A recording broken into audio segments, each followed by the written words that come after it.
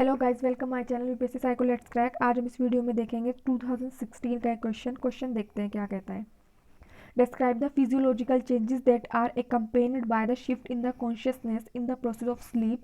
Also discuss the major sleep disorders. ये क्या कहता है कि जब भी हम सोते हैं तो क्या कॉन्शियसनेस में शिफ्ट आता है और फिजियोलॉजिकल चेंजेस क्या आते हैं, उन्हें डिस्क्राइब कीजिए और डिस्कस कीजिए स्लीप के कुछ डिसऑर्डर्स। तो सबसे पहले जानते हैं कि क्या कॉन्शियसनेस में शिफ्ट आता है जब भी कोई भी ह्यूमन स्लीप करता है, जब भी कोई भी ह्यूमन सोता है। तो उस समय क्या होता है, जब लेट सपोज हमने कुछ लर्न किया है और हम सो गए, उसको लर्न करने के बाद नेक्स्ट डे क्या होगा, वो हमें और स्ट्रांगली हमारे माइंड में अटैच होगा, हम इजीली उसको रिकॉल कर पाएंगे। और अगर हम लर्न करते जा रहे हैं और स्लीप नहीं ले प्रॉपर, तो क्या होगा, हमारी मेमोरी पे इम्पेक्ट पड़ेगा।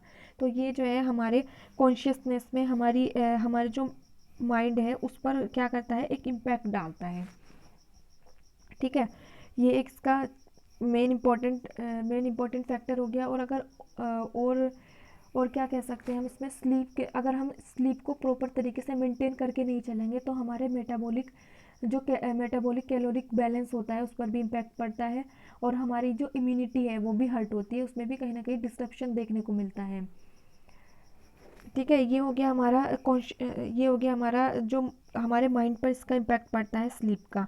अब बात करते हैं फिजियोलॉजिकल चेंजेस की। फिजियोलॉजिकल चेंजेस क्या होते हैं? फिजियोलॉजिकल चेंजेस वो होते हैं जिसमें हमारी बायोलॉजी इन्वॉल्व होती है। क्या हमें बायोलॉजिकली क्या इम्पैक्ट देखने को मिलता है अगर स्लीप में कुछ भी चेंजेस आते हैं। हमारे स्लीप का जो पैटर्न है वो उसमें किसी तरीके का डिसऑर्डर होता है या डिस्ट्रप्शन होता है। Stages of the sleep consciousness sleep has been traditionally divide into two category. जैसा कि हम जानते हैं कि जो स्लीप है उसको हम टू कैटेगरी में डिवाइड करते हैं, रेम में और एन रेम में। और इसमें क्या होता है कि जो फिजियोलॉजिकल एक्टिविटी होती है वो रेम के समय क्या होती है, बहुत ज़्यादा होती है। Marked by a more physiological activity. और अगर बात करें एन रेम के समय क्या होती है, इसकी जो एक्टिविटी होती है वो बहुत स्लो होती है। ठीक है, उसे उसको बोलते हैं हम नॉन रैपिड आई मूवमेंट। और एन रेम को जो है हम 3 पार्ट में कैटेगराइज कर सकते हैं, N1 N2 और N3। ठीक है, और क्या क्या फिजियोलॉजिकल चेंजेस होते हैं जब भी कोई व्यक्ति सोता है तो उस समय क्या चेंजेस आते हैं। During sleep however physiological demands are reduced and the temperature and the blood pressure drop. उसमें क्या होता है, जो बॉडी और माइंड दोनों का जो टेम्परेचर होता है वो डाउन हो जाता है, ब्लड प्रेशर भी कम हो जाता है, क्योंकि उस टाइम पर कोई भी टेंशन नहीं होती और माइंड बहुत रिलैक्स होता है। और अगर बात करें नेक्स्ट पॉइंट की, in general many of the physiological function such as brain wave activity, breathing and heart rates are quite variable. वो क्या होती है, वेरिएबल फॉर्म में होती हैं।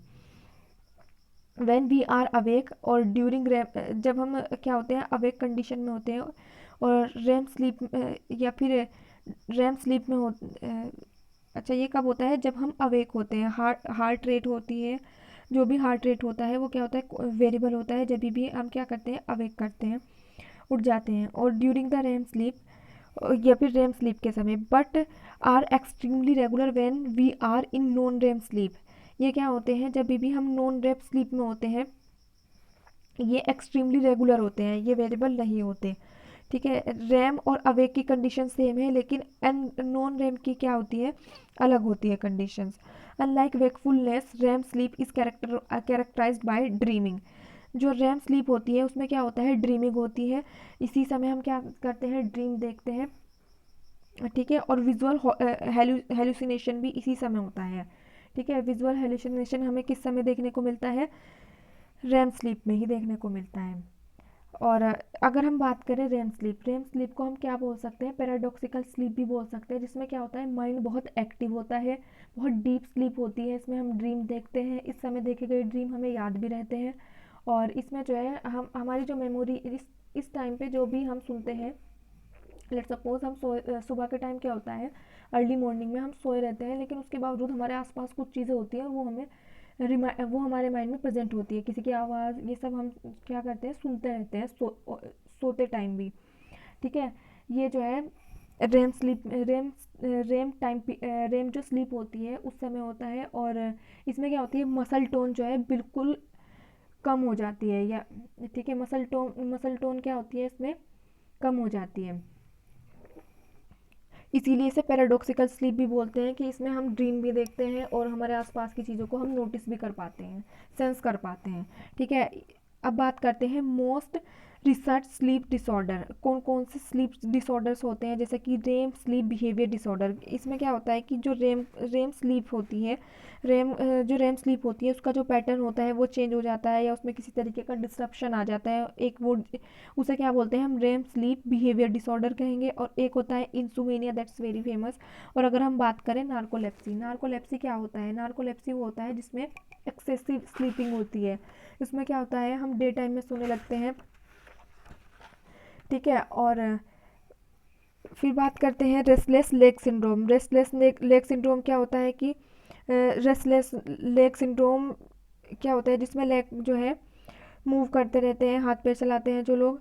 और एक्सेसिव स्लीपनेस, स्लीपनेस क्या होती है जिसमें बहुत ज़्यादा सोते हैं लोग। और non 24 hour sleep wake disorder, एक तो वो होता है जिसमें कोई व्यक्ति 24 घंटे सोता ही रहता है, एक वो होता है जिसमें क्या होगा कि उसको नींद ही नहीं आती है। तो या फिर इनमें से कोई भी इस तरीके की कंडीशन होती है तो उसको क्या बोलते हैं, 20 स्लीप वेक डिसऑर्डर बोलते हैं। और एक क्या होता है आपका स्लीप एपनिया। स्लीप एपनिया क्या होगा? स्लीप एपनिया में क्या होगा कि एक एक बार को आपका रेस्पिरेटरी होल्ड हो जाता है जिसमें आपको सफोकेशन भी हो सकती है। ठीक है, उसको क्या बोलते हैं? स्लीप एपनिया बोलते हैं। और ये जो है 10 सेकंड से ज़्यादा, 10 सेकंड के अप्रोक्स होगा, ये इससे थोड़ा बहुत ज़्यादा होगा। और कौन कौन से हमारे डिसऑर्डर्स हो सकते हैं, जैसे कि शोरिंग करना यानी खराटे मारना, और नाइट टेरर, नींद में चलना, बेडिंग होना। ठीक है, ये सब क्या होंगे? हमारे डिसऑर्डर्स में काउंट होंगे। ठीक है, ओके, थैंक्स फॉर वॉचिंग।